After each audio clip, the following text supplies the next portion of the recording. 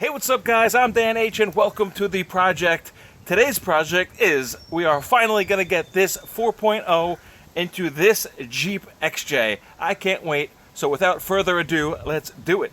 Alright guys, let's take a look at our setup. We got my 4.0 engine on my little engine dolly I made. It's got wheels on it. It could roll around nice and easy. It helps me prepare for it. I'm always preparing for these engine builds. It's finally enough preparing. Let's just go. What are you preparing? You're always preparing. Just go. Let's go. So if you want to see everything I've done to this so far, I got about 4 or 5 videos on all my preparations. And right now we got this thing wrapped up and the valve cover is nice and protected with rags and wrap because my chains sometimes rub against the valve cover when I haul this thing up, and I want to protect my nice beautiful brown 415. I'm using the AC brackets bolt hole up top and the alternator bracket on the bottom for extra support. That's on the passenger side. And on the driver's side, I'm going right there, that center bolt hole. And I got wood on this side too for protection. And we are going to crank this thing up. We're going to slide it in, and we're gonna hopefully drop it down right in place. As you can see, the engine is nice and clean and painted. I did preparations in here too. And let's see, before you even attempt this, make sure you have all your bolts on hand. So we got a bunch of bolts here. These are the large 18mm bolts that bolt the engine to the bell housing at the bottom. Here is some engine to bell housing at the top. These are the infamous T12 bolts. What else? We got this and this. These are the starter bolts. Make sure you have those. Gonna get a starter in. These are the side bolts. These nice long ones, 7/16 I believe they are. And we got the 4 13mm bolts that give you that access cover right around the bottom and the side. So that's the hardware that mounts the engine to the bell housing. We're also going to need these 4 bolts. These bolts mount the pressure plate or the flywheel to the torque converter. They go in right here in these 4 holes. They're very important. You also want to make sure your torque converter spins nice and free, so that's cool. Yeah, you want to make sure these are on nice and tight so you don't get any pressure plate or torque converter wobble. And of course, you're going to need these bad boys. They're just going to mount your engine mounts to your engine body mounts, and they go just like that. Actually, from the factory, one is forward, one is backwards. I never understood why. I'm going to install them in the position that's most easily accessible. All right, so we got the engine prepared, we got the hardware available, and you want to make sure your workspace, which is going to be the engine bay, is nice and free and clear of any obstructions. I got all the wires and hoses and tubes and connectors all up out of the way. Bungee cord them up if necessary. You don't want anything catching. Let's see, down here, I'm going to want to get my jack. I'm going to want to jack up the transmission a little bit so it faces the engine. Right now, it's just kind of resting on this exhaust. Well, it's not really doing much anyway. But yeah, we're going to get a jack under there as soon as we get these engine hoist feet in there. So I guess we'll just jack this thing up and we'll push it over to the engine. All right, here we go, guys. I'm gonna jack it up. I'll take it nice and easy, and we'll make adjustments as needed.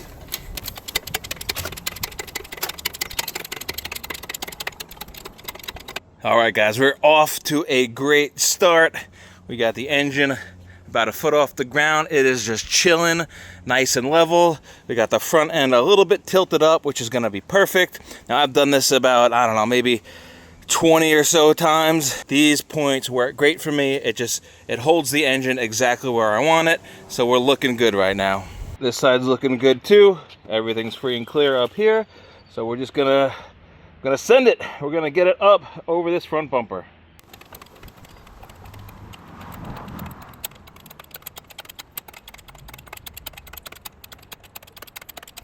All right, let's see if we got enough clearance to make it over this bumper. Yeah, looking good. This baby's hovering. She's hovering like a 4.0 angel.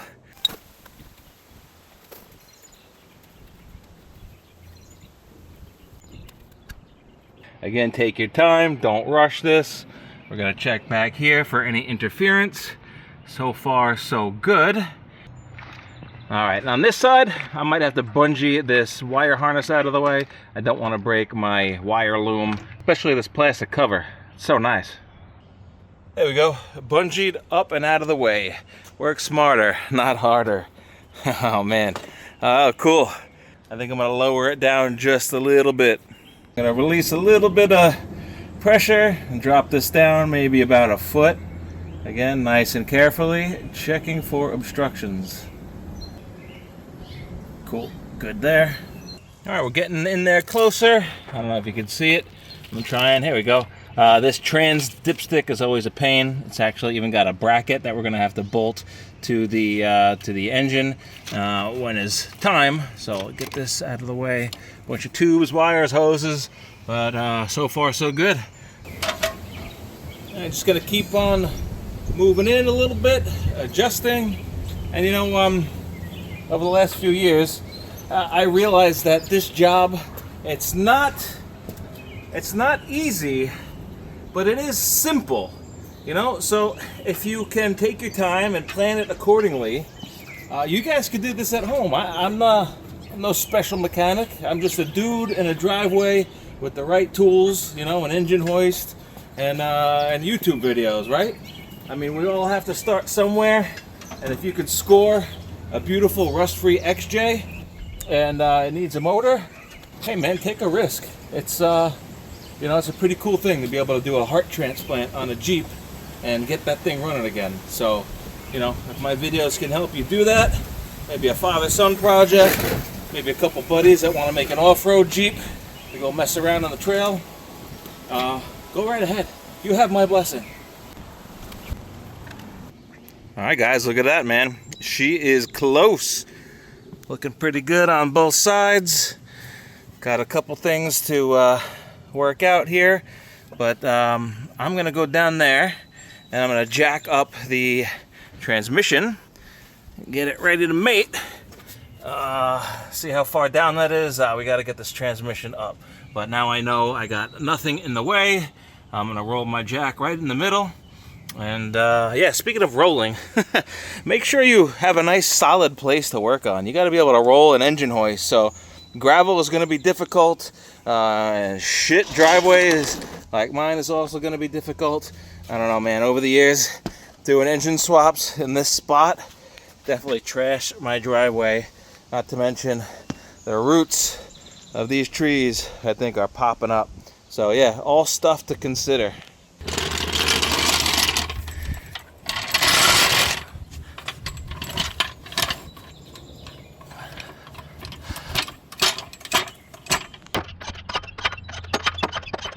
So I couldn't get the transmission high enough, and then I realized, heck, this Jeep is lifted about 4 inches. So I have to shift gears, no pun intended, and I got a 4x4 block, put it up on my jack so I could get the transmission where it needs to be.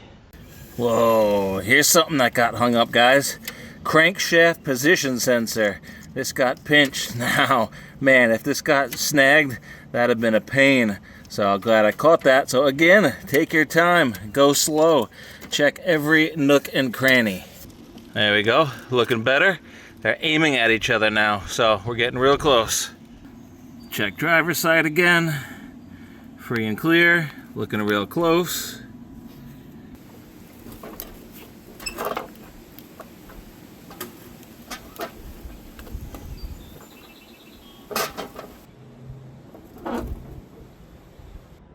Check that out, guys. That is real close. And look at this. That hole is lining up real good. One-handed. Oh, sketchy. Filming and working. One thumb. Oh, hey. Look at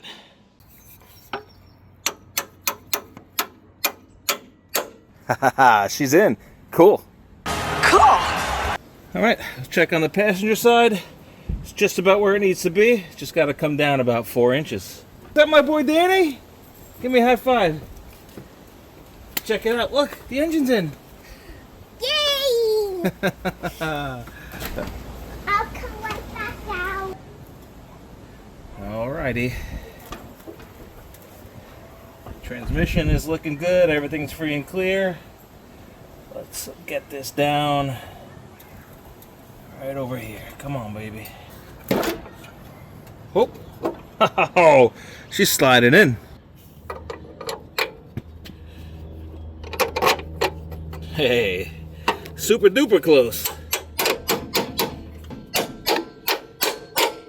Haha, yeah. Yeah. Slack is off the engine, so I can wiggle it. All right, a lot of slack there. That's a beautiful thing, getting the bolts through the motor mounts. Looking good. Over here on this side, looking good, still in. Now I'm not gonna nut these down right away because I want as much wiggle room as possible so I could wiggle the engine and the transmission. Where are they? So I could match up all these little bolts. So I still got a lot of play. I could move this around and I could jack the transmission up and down as needed. So now I'm just gonna go underneath and align this better. Oh, hey, check this out, guys. One of my most hated XJ bolts. No surprise, it's still in the engine because when you put the exhaust on, it blocks the bolt from coming out. So, while everything's still apart, I'm gonna go correct this issue now. Actually, didn't even know this bolt was here. I went ahead and found another one from my parts pile. But what we're gonna do on reinstallation is we're gonna flop it around. We're gonna put the bolt going in this way, and we're gonna put the nut on here. Just in case we have to do this in the future, we're gonna save people a lot of trouble. Okay, and now I'm up underneath where the starter would go, and these are those 7/16 bolts, and I'm gonna try to get those little dowels, see those little collars? I'm gonna try to align them right up to their hole, and once they're aligned, I'm gonna bring it in with those big long 7/16. All right, here's them 7/16 coarse thread bolts. These are about 3 1/4 inch long, and it's a 5/8 head or 16 millimeter. These are the guys that are gonna get your engine mounted up to the transmission, or the bell housing rather, and it's gonna go right into those dowels. Alrighty, let's pretend we're doing a starter, because that's the position we're in right now. Get these bolts right in. There she goes. And let's get that into this dowel. I got the first bolt in. I just wiggled the engine up and down, wiggled the transmission back and forth, and pushed on the bolt. Sorry, I needed 2 hands to do that. It just kind of slid into the dowel.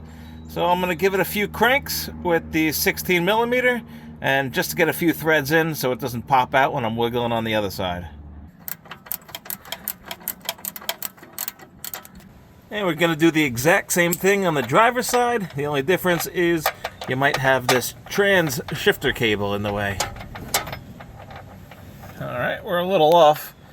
Looks like I'm going to have to jack the transmission up a little bit on this side. Let's give this a whirl. Come on. Ha-ha! Yeah, we're in. Still not completely aligned, so I'm going to do some wiggling, and then we'll get the threads lined up. Don't want to cross-thread it or strip these threads. Zip this guy in now.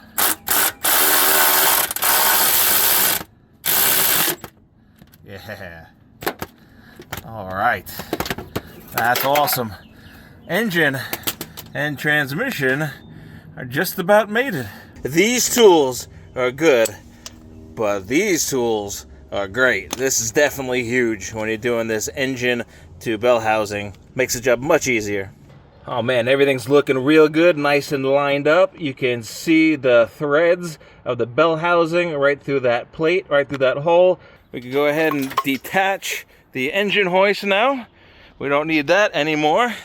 I'm gonna go ahead and pull out the jack. I don't need that anymore. So I'm gonna use this awesome tool once again. I'm gonna save these special bolts for next time I do an engine.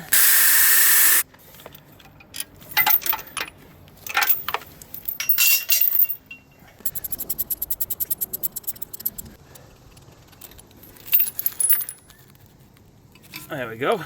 Chain 2. Gonna save this hardware for future engine pulls. Nice hardened steel. Go ahead and pull this bad boy out of the way. Let's unwrap this guy. Get a good look at this thing. Oh yeah. nice and clean and damage-free. There she is. Oh yeah, oh yeah. Oh, that's exciting. This looks great. Oh man. Make sure you return your factory hardware.